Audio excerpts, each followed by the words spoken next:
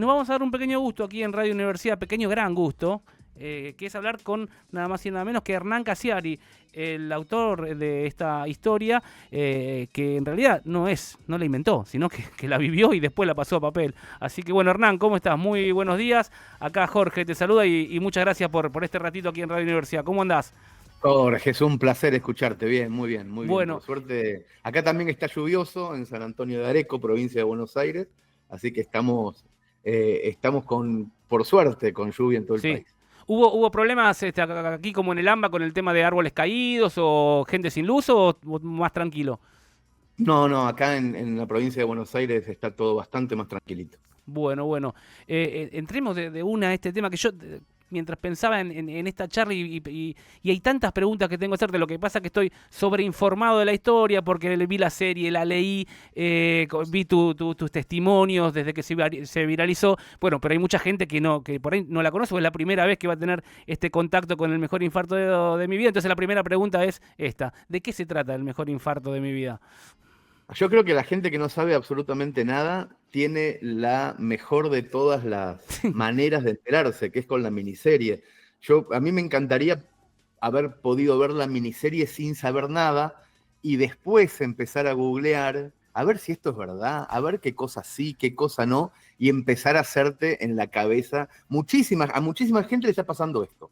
Le está pasando de que después de ver la miniserie, que además se puede maratonear porque es muy cortita y se puede ver en un día, en dos como mucho, empieza a buscar quién es el escritor. ¿Esto pasó de verdad? ¿Los uruguayos son ciertos? Yo lo que tuve, les cuento a los que no saben nada, y tratando de no spoilear demasiado, tuve un infarto agudo de miocardio mientras estaba parando en una casa alquilada por Airbnb en Montevideo. Estaba con una novia muy flamante, hacía muy poquito tiempo que nos conocíamos y tengo un infarto un domingo de diciembre en Montevideo y los dueños de la casa que alquilábamos por Airbnb, dos personas que no conocíamos en absoluto, yo creo que fueron una especie de superhéroes, porque no solamente que me ayudaron, sino que me llevaron en auto al hospital, había ganado Peñarol el campeonato esa tarde y las calles estaban imposibles, consiguieron un patrullero, manejaron en contramano, mi novia flamante me llevaba y yo estaba muriéndome, llegamos al hospital, los dueños de la casa de Airbnb donaron sangre, se comportaron como si fueran hermanos de toda la vida o amigos de toda la vida cuando en realidad eran unos desconocidos. Obviamente me salvaron la vida, yo volví a Buenos Aires y cuando se cumplió un año de ese hecho, esa novia que ya no era tan flamante, sino que ya teníamos un año de convivencia, volvimos a la casa de Montevideo para agradecerles lo que habían hecho por nosotros un año antes y para contarles además que Julieta, mi mujer, estaba embarazada. Y entonces ellos nos cuentan la segunda parte de la historia. Nos cuentan en qué momento de su vida estaban ellos cuando yo infarté en la casita de huéspedes que ellos tenían. Y ellos estaban en el peor momento de sus vidas, estaban pasándola realmente mal, nosotros nunca nos enteramos de eso. Es decir, que ellos pusieron en pausa el drama de ellos para salvarme la vida a mí, o sea que tiene mucho más valor. Y de ahí en adelante pasa algo tan absolutamente espectacular en la vida de ellos, con el dueño de la empresa Airbnb que se entera de lo que pasó. Esto es lo que no quiero contar porque está narrado espectacularmente en la miniserie y que además es absolutamente real, aunque parezca mentira. Ahí vos contás, yo te voy a tratar de no spoilear también, voy a tratar ese ejercicio difícil, porque la tengo tan presente la historia de haberla visto ahora hace poco también. Hablás de la aparición del CEO de Airbnb y todo arranca en una reseña, esto sí se puede contar, en una reseña que vos Claro, ponés claro. después, como se suele hacer de manera habitual una vez que vos te alojaste y comentás los pros y las contras de ese lugar. En la serie se ve que vos lo escribís inmediatamente ya desde el barco, no sé si fue así o no, pero yo elijo creer que fue inmediato también. No, no, en la serie creo que el escritor la escribe en el buquebús cuando vuelve. Claro. En el caso mío, todavía estaba en el cuarto día de internación en el hospital de clínicas. Y ahí la Todavía escribís. estaba internado. Sí, en realidad no la escribo, se la dicto a Ah, Julieta porque yo tenía el brazo derecho, me habían puesto un stent y no podía escribir. Entonces le dicté a Julieta y ella fue escribiendo la evaluación. Impresionante. Así fue en la vida real. Impresionante. Y la pregunta que yo sí tenía pensado, vos inmediatamente te diste cuenta que esa reseña podía llegar a tener un rebote como el que tuvo, porque obviamente que la reseña es espectacular, después la podemos leer textual, o como capaz que la tenés en la cabeza también, porque tiene todo, tiene con humor explicado toda esta situación. Y era fácil imaginar que esto podía llegar a ser, podía llegar a explotar esa reseña y que iba a tener muchos comentarios, no sé si al punto de que llega al CEO de Airbnb, pero estaba claro que esa reseña iba a ser un disparador de algo. Sí, no, yo escribí la reseña porque sabía que necesariamente la iban a leer Javier y Alejandra. Ujú. Yo sabía eso, la escribí para Para ellos, ellos, claro. como un mimo, como un gracias, la reseña es divertida y emotiva al mismo tiempo. Tiene las dos En la cosas, reseña ¿cierto? yo pongo excelente vivienda para huéspedes sedentarios que tienen infartos agudos de miocardio. La casa está muy bien conectada con los hospitales. Javier y Alejandra, los anfitriones, se convierten en ángeles de la guarda, que te salvan la vida sin conocerte, te llevan al hospital en su propio auto, donan sangre para tu operación, no dejan que caigas en depresión, te regalan libros para que no estés solo. Muy recomendable. Esa es más o menos, es un poquito más larga, pero es más o menos, ese es el tinte de la reseña. Pero es una reseña que yo hice incluso sin saber que era pública, o que era pública más allá del pequeño circuito de los huéspedes que buscaban casa en Montevideo. ¿Quién más va a leerlo? Más Claro. que eso. Pero alguien la sube a Twitter, después yo también la retuiteo cuando alguien la sube a Twitter, y ahí explota. Y ahí Y, explota y llega al CEO, a Joe Gebbia, que es el dueño de Airbnb, que se conmueve mucho con la reseña, y bueno, ahí pasan un montón de cosas, como una especie de efecto dominó maravilloso. Te escuché la otra vez comentar, ahora no me acuerdo dónde, por si no me gustaría citarlo, pero no me acuerdo en qué entrevista, decir que esta historia vos ya inmediatamente te imaginaste que iba de manera inevitable, iba a terminar en una serie o en una película en algún lugar. Y que no hiciste absolutamente nada para eso, que alguien iba a venir a buscarla y que justamente Disney Plus era quizás la plataforma ideal para esto por el mensaje. ¿Cómo fue eso de pensar que, bueno, acá esta historia está al alcance de quien quiera verla y llevarla a la pantalla porque era muy visual, ¿no? Sí, a mí me sorprendió mucho lo que pasó. En realidad me pasa eso.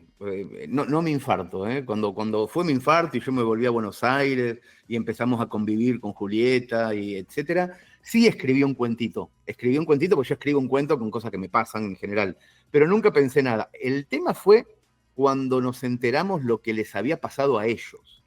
Ahí dije, no, esto es espectacular. Esto no tiene nombre, esto si lo cuento no me creen.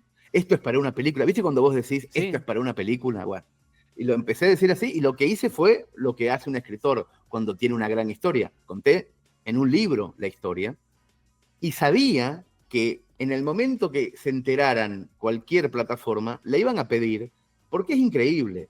O sea, yo tengo una deformación profesional, independientemente de mí, yo sé cuando pasa algo que después se va a transformar en una miniserie, lo sé, cuando pasa algo tipo Nair Galarza, vos sabés que después va a ser una miniserie. claro.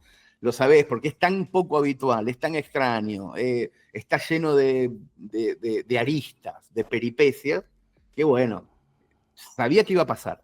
Y pasó cuando lo conté en la radio. Invité a Javier al programa de Andy, Sí. de Perros de la Calle, lo invité a Javier un día, yo conté mi parte, él contó la de él, y después yo hice un compilado de eso, lo subí a YouTube y explotó. Cla- Explotó mucho más que con cualquier libro o lo que sea. Generalmente la radio tiene una expansión mucho mayor que la lectura de un libro. Y al otro día yo tenía en mi correo electrónico propuestas de 4 plataformas. Al otro día. Al otro día, de 4 plataformas. De que querían conversar, de que querían ver cómo era la sesión de derechos, de si yo quería adaptarla, etc. Y muy rápidamente llegamos a Disney Plus porque para mí era la plataforma ideal.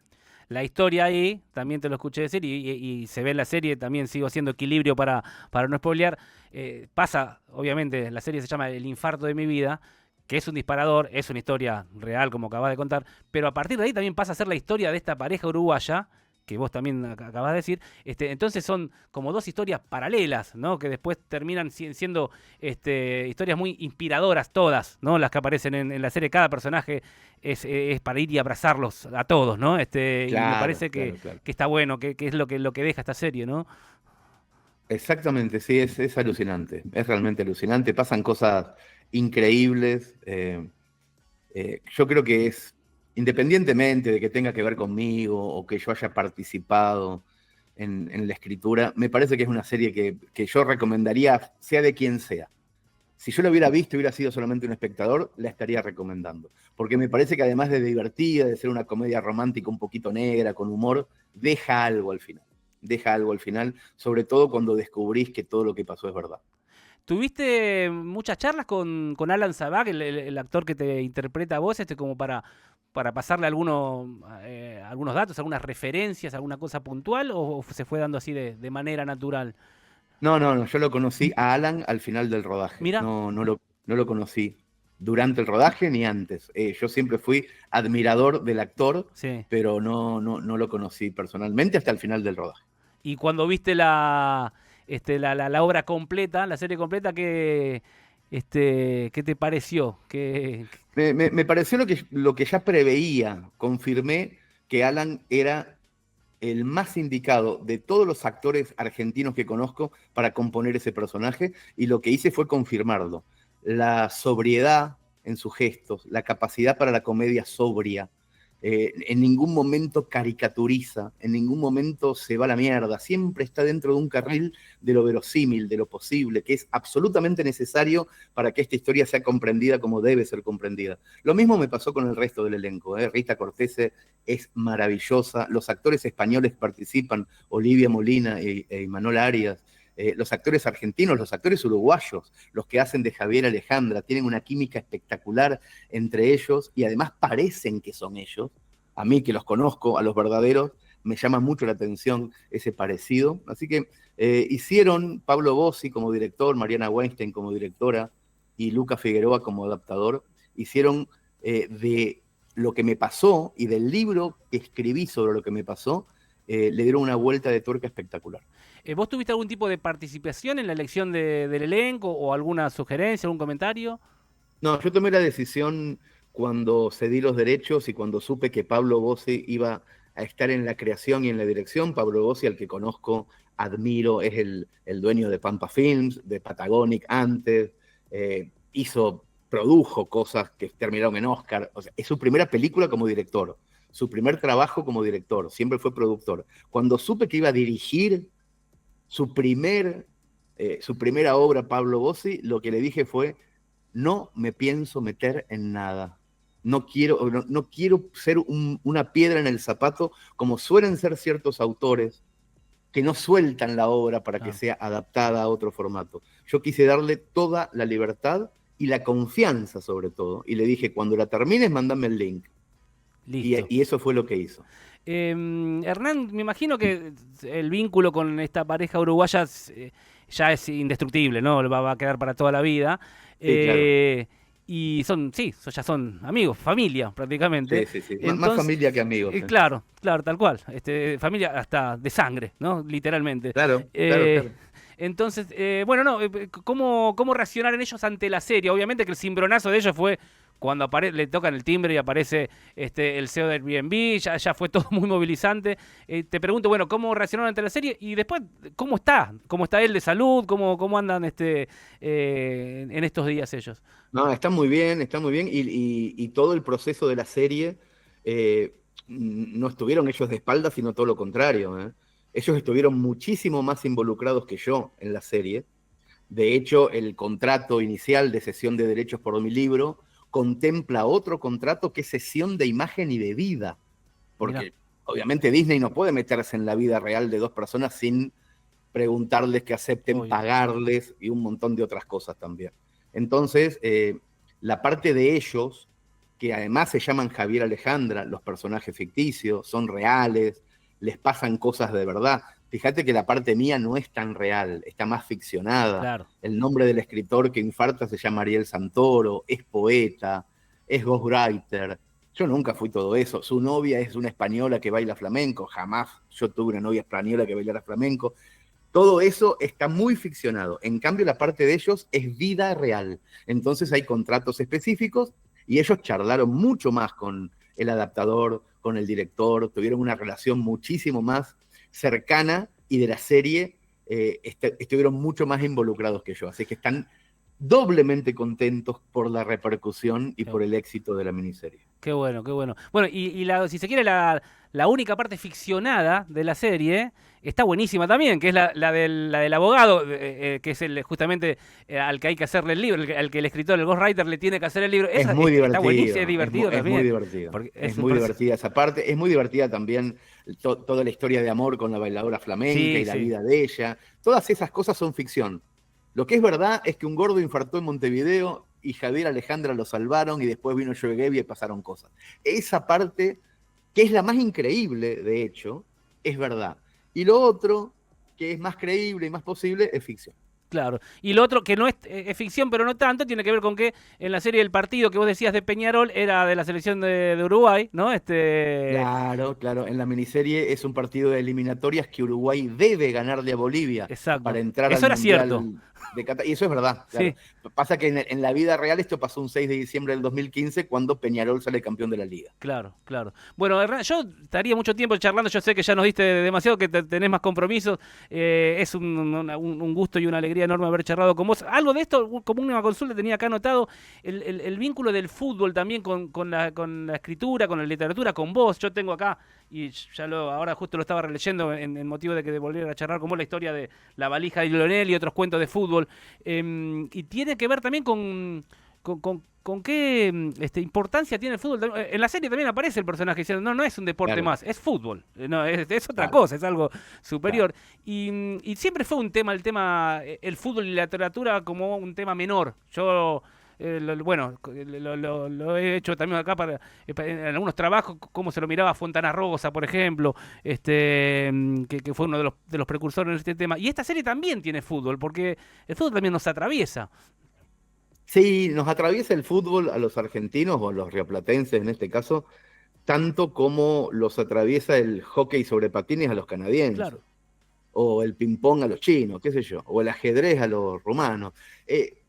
Nosotros como humanidad elegimos unos juegos para dejar en algún momento la adultez a un costado y seguir siendo chicos con algo. En Argentina nos toca el fútbol, en otros países toca otro deporte. Lo que tiene el fútbol es que para nosotros es tremendamente importante, porque posiblemente sea tremendamente importante ser chicos un rato. Claro. Los domingos, los sábados, sentarse y decir, bueno, voy a dejar la vida gritando por esta pelotudez. Y es fantástico eso, es fantástico. Y me parece que la literatura, al ser durante todo el siglo XX algo tan elitista, es decir, hay que saber leer muy bien, hay que poder comprarse libros, hay una serie de cosas que hacen que no todo el mundo disfrute de la literatura. Cuando vos le pones el componente fútbol a un cuento, empezás ya de entrada a conectar con un poquito más de personas, claro, aunque quieras hablar de otra cosa. Yo, por ejemplo, en ese cuento que nombrabas, La valija de Lionel, yo quería hablar de inmigración, claro, no de fútbol. Y la mejor manera de hablar de inmigración y que mucha gente preste atención es decir, bueno, a Messi le pasó esto. Y entonces puedo hablar de lo que quiero. Yo nunca hablé de fútbol. El fútbol realmente no me interesa. No, en ese cuento lo que me interesa es conectar con mucha más gente y contarle lo que les quiero contar con un paisaje futbolístico. En esa valija de Lionel vos hablás de vos en Barcelona, por ejemplo, ¿no? En realidad de todas las personas y de todas las personas, claro. Tierra, sí. De todas las personas que están afuera de su tierra. Bueno, y Claro, sí. en ese libro aparte tenés cuentos como, por ejemplo, las historias, los recuerdos de un padre que quiere que su hijo le guste el fútbol. O, bueno, también, ya que estamos aconsejando la serie, también aconsejamos todos tus libros y tus cuentos. Pero bueno, hoy era el motivo era charlar de esta serie. Coincido con vos en que uno un poco envidia al aquel que todavía no tiene ni idea de esta serie porque la van a dar ya el primer impacto, la primera vista o la primera lectura, si lo pueden hacer también, es alucinante, es espectacular. Y bueno, un poco los envidiamos también. Es verdad, a mí me pasa eso, me pasa eso. Hernán, gracias por esta comunicación aquí para Radio Universidad y aconsejamos a aquellos que no la vieron que la vean, que vayan a buscar. ¿En qué lugar se puede, en qué cuento o en qué libro está esta historia para aquellos que la vieron y quieren leerla también? En el libro El mejor infarto de mi vida, Ujú. creo que es mi libro número 8. Si entran a hernancasiari.com, Sí. pueden encontrar todos mis libros gratis. No hace falta comprar nada. Así que Es, entren ahí a hernancasiari.com y van a encontrar todos mis libros para bajarse el PDF. Después, si lo quieren comprar para regalar, buenísimo, pero no es necesario inicialmente comprar nada. Está bien. Y lo último que tenía anotado, que es muy interesante, tiene que ver con el taller virtual para mejorar historias. El título es espectacular, que vas a dar en abril, creo, ¿no? También Sí. de manera virtual. ¿Cómo es? ¿Cómo se mejora una historia? Mira, estamos haciendo el de abril es el tercero, porque ya se agotaron los de febrero y los de marzo. Estamos ahora haciendo, son talleres multitudinarios, con muchísima gente, porque el juego del taller es que vos escribas una historia sobre algo que te pasó en tu vida, cortita, la vayamos mejorando domingo a domingo, pero al mismo tiempo que más de 700 personas la estén leyendo al mismo tiempo. O sea, que tengas de repente 700 lectores que te digan lo que piensan sobre eso, sobre el cambio. Yo lo que hago los domingos a las 3 de la tarde, durante 4 domingos, es hablar sobre la historia, sobre quien la escucha, sobre el sistema, el hábito de escritura, sobre lo divertido que es escribir, aunque no sea por un tema de rentabilidad, como terapia, lo divertido que es bajar ideas de forma ordenada a un papel, cómo se lee en voz alta para hacerlo mejor. Y me están diciendo que no solamente le está sirviendo a gente que tiene alguna relación con la literatura, le está sirviendo a arquitectos, a gente que tiene que decir cosas en voz alta, explicar temas en voz alta. Hay mucho de, de un aprendizaje a ordenar las ideas y bajarlas de la manera correcta para que el otro las entienda exactamente como vos querés que se entienda. Espectacular. O Y sea, eso es lo que tratamos de hacer en el taller, mejorar las historias, pero también ponerle el cuerpo para decirlas en voz alta. y la dinámica es espectacular. Son devoluciones constantes, Permanente, multitudinarias. con mucha tecnología, hay como una Claro. tabla de posiciones, se van viendo cosas, hay premios, es tremendamente divertido, eso es lo que entiendo. Para participar, ¿cómo hay que hacer? ¿Dónde hay que registrarse? También, si entras a Ahí, hernancaseri.com, ahí ahí está tenés todo. toda la información. Hernán, ahora sí, te saludo, te despido y bueno, gracias por el libro, por esta historia y por charlar con nosotros. Y bueno, invitamos a todos, a aquellos que no la vieron, insisto nuevamente, véanla porque van a salir mejores después de verla. Sabes, yo pienso lo mismo. Me parece que las series a veces solamente entretienen, pero esta te deja algo después. Lo puedo decir sin soberbia porque es algo que me pasó, no algo que inventé. Entonces lo puedo decir. A mí, por supuesto, me sacó distinto. Pero yo creo que entender esta historia y sobre todo la parte de los uruguayos, me parece que te saca un poco mejor. Muy bien, muy bien. Vos estás bien, ya de salud, te estás cuidando, eso sí, ¿no? Se van a cumplir 10 años este diciembre de que dejé de fumar para siempre, de que dejé de comer sal para siempre, de que cambié de continente, me vine a vivir acá, que era lo que más quería en la vida, y estoy, no bien, estoy viviendo una chapa muy feliz de mi vida. Vaya si fue un infarto positivo, ¿no? El mejor infarto de mi vida. Hernán, abrazo grande, muchas gracias por esta Abrazo para comunicación. vos, Jorge, hasta luego.